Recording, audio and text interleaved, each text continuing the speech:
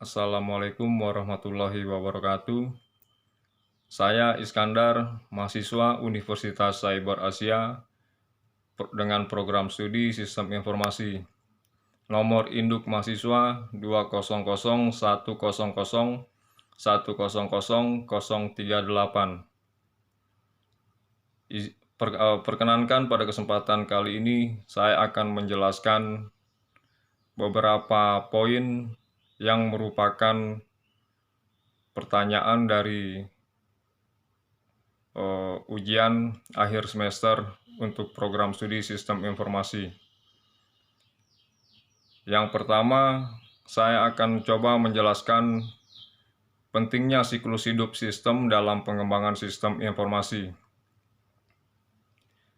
Semakin pesat perkembangan suatu perusahaan, maka sistem informasinya juga mempunyai peranan yang sangat penting. Tuntutan keberadaan sistem informasi yang semakin baik adalah akibat adanya tuntutan perkembangan perusahaan, perkembangan teknologi, kebijakan pemerintah, perubahan prosedur, serta tuntutan kebutuhan informasi. Pengembangan sistem informasi perlu dilakukan. Hal tersebut disebabkan oleh beberapa hal. Yang pertama, adanya permasalahan-permasalahan yang timbul di sistem yang lama. Kedua, untuk meraih kesempatan-kesempatan. Ketiga, adanya instruksi dari pimpinan atau adanya peraturan pemerintah.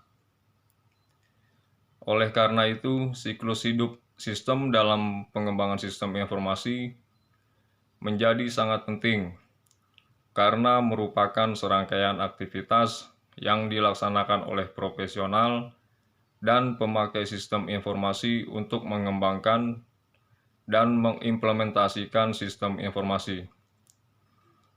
Siklus hidup pengembangan sistem informasi terbagi atas 6 tahap.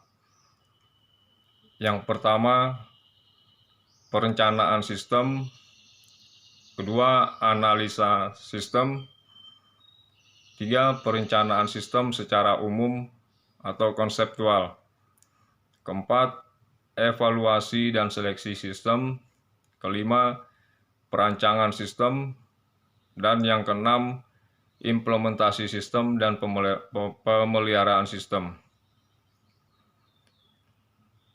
Untuk selanjutnya saya akan coba menjelaskan mengenai perbedaan antara sistem manual dengan Computer Based Information System.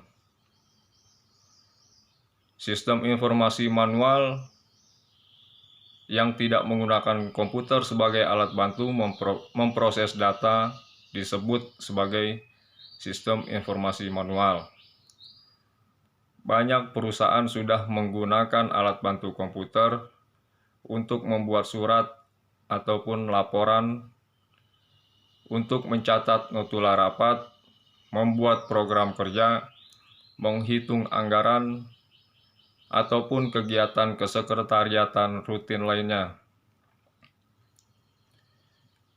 Namun penggunaan komputer yang menggantikan fungsi mesin ketik bukanlah berarti perusahaan telah menggunakan sistem informasi berbasis komputer.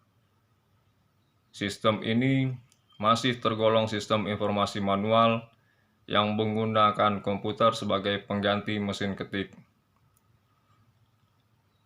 Hal semacam ini masih banyak digunakan oleh masyarakat.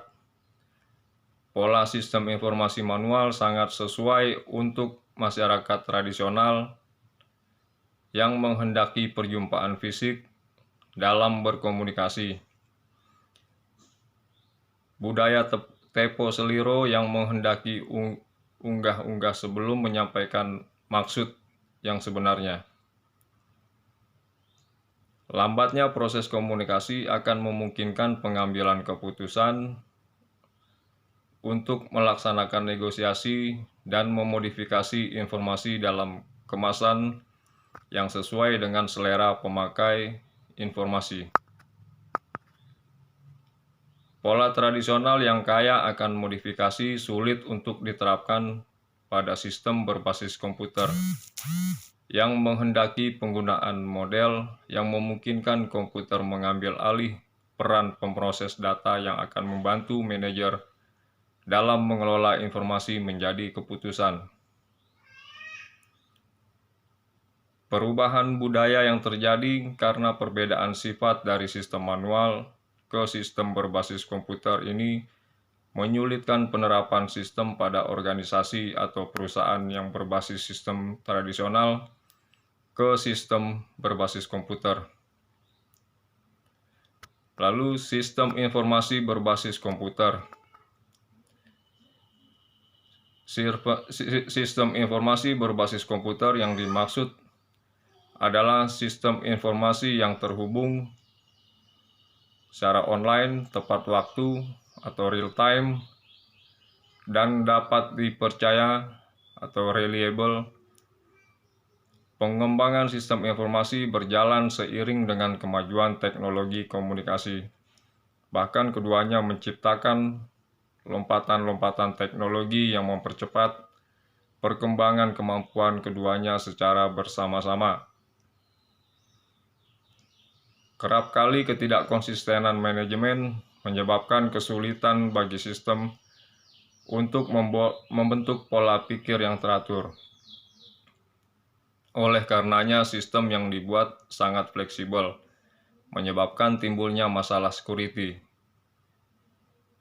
Pada sistem audit, seorang auditor akan menemukan banyak penyimpangan prosedur yang dilakukan manajemen karena inovasi-inovasi pengambilan keputusan yang tidak berjalan pada patokan yang digariskan sebelumnya. Sistem dapat membantu manajemen dengan menyusun logbook yang akan mendeteksi pelaku pelanggaran tersebut tanpa mempenaltinya jika ternyata yang bersangkutan diberi wewenang untuk melaksanakan keputusan yang menyimpang.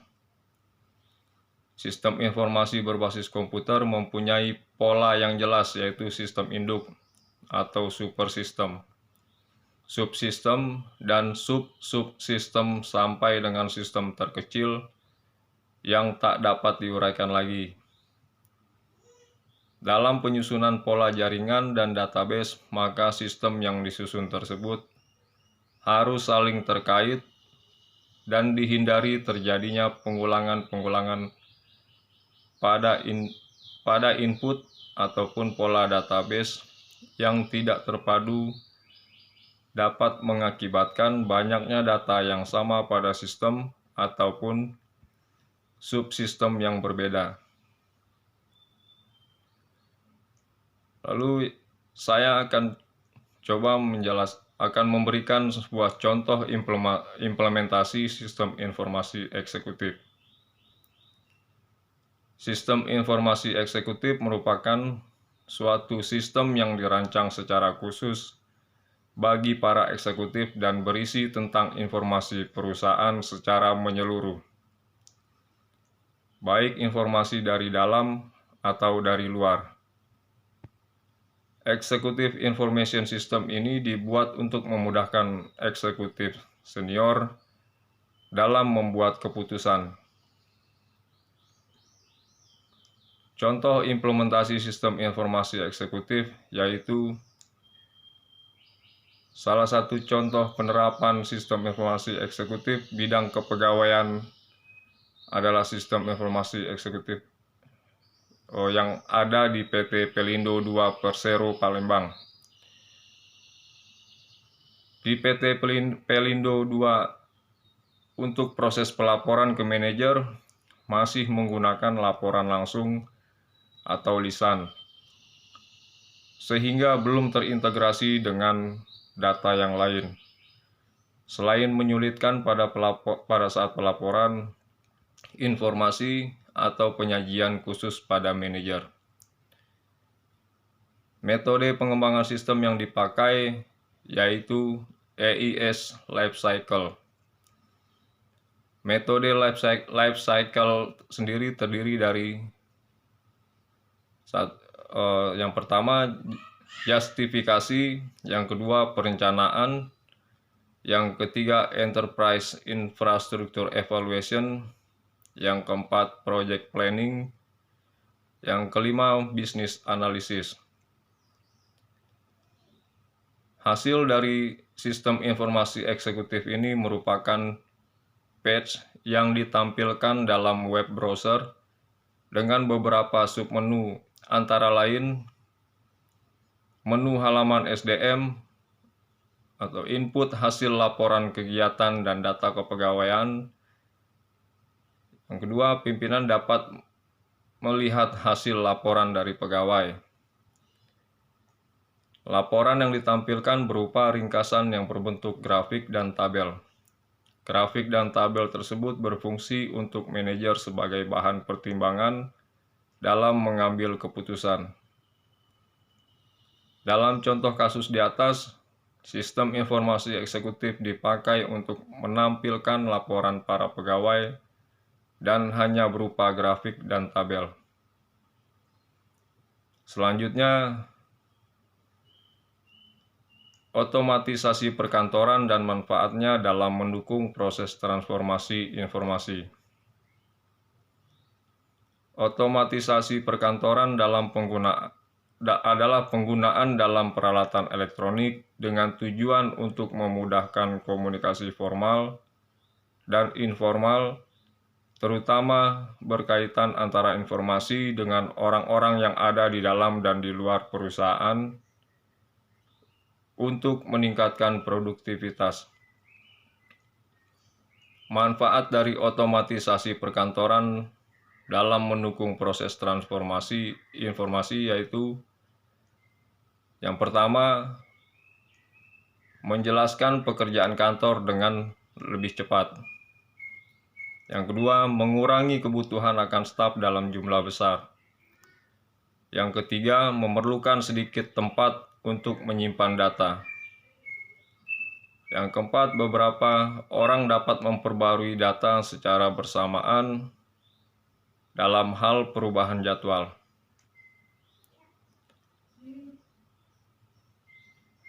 Mengapa otomatisasi perkantoran sangat penting dalam era digital saat ini? Sistem informasi merupakan salah satu komponen penting dalam bisnis dan perusahaan. Kenapa? Itu karena sistem informasi dapat membantu perusahaan dalam membuat planning, formulasi strategi bisnis, hingga membantu membuat keputusan guna mencapai tujuan perusahaan. Dengan berkembangnya teknologi internet, integrasi pada setiap elemen pada sistem informasi akan semakin baik. Bisa dibilang end-to-end. Tentu integrasi saja tidak cukup. Butuh otomatisasi sistem, di mana sistem secara otomatis dapat merekam, membaca, menampilkan, hingga mendistribusikan informasi. Di era yang serba cepat, perusahaan dipaksa untuk memotong mata rantai. Jika sistem informasi yang perusahaan pakai kurang efisien dan memakan banyak waktu, tentu target untuk memotong mata rantai akan gagal. Selanjutnya, pentingnya pengendalian sistem informasi. Salah satu aset perusahaan yang paling berharga saat ini adalah sistem informasi yang responsif dan berorientasi pada pengguna. Sistem yang baik dapat meningkatkan produktivitas, menurunkan jumlah persediaan yang harus dikelola, mengurangi kegiatan yang tidak memberikan nilai tambah, meningkatkan pelayanan kepada pelanggan, dan mempermudah pengambilan keputusan bagi manajemen serta mengkoordinasikan kegiatan dalam perusahaan. Oleh karena itu, audit atas pengembangan dan pemeliharaan sistem informasi semakin dibutuhkan, sehingga sistem yang dimiliki efektif dalam menyelesaikan pekerjaan dan meningkatkan efisiensi kerja. Di samping itu, saat ini kesadaran atas pentingnya pengendalian sistem informasi di kalangan manajemen perusahaan semakin tinggi. Pengendalian dalam sebuah sistem pada dasarnya berarti menjaga agar sistem beroperasi dalam batas prestasi tertentu. Sebuah sistem yang berada dalam kendali akan beroperasi dalam batas toleransi yang telah ditentukan. Keluaran dari sebuah sistem kadang-kadang tidak sesuai dengan keluaran yang semestinya. Hal ini membutuhkan pengendalian melalui sistem umpan balik untuk mencari gangguan-gangguan yang menghambat sehingga terjadi hal seperti itu.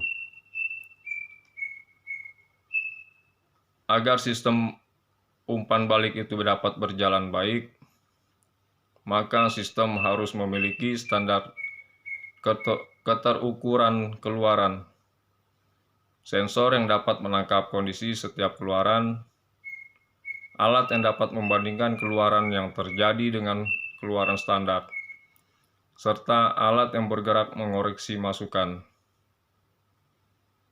Oleh karena sistem keorganisasian mempunyai sifat terbuka, berbagai kemungkinan gangguan bisa terjadi dan tidak terduga.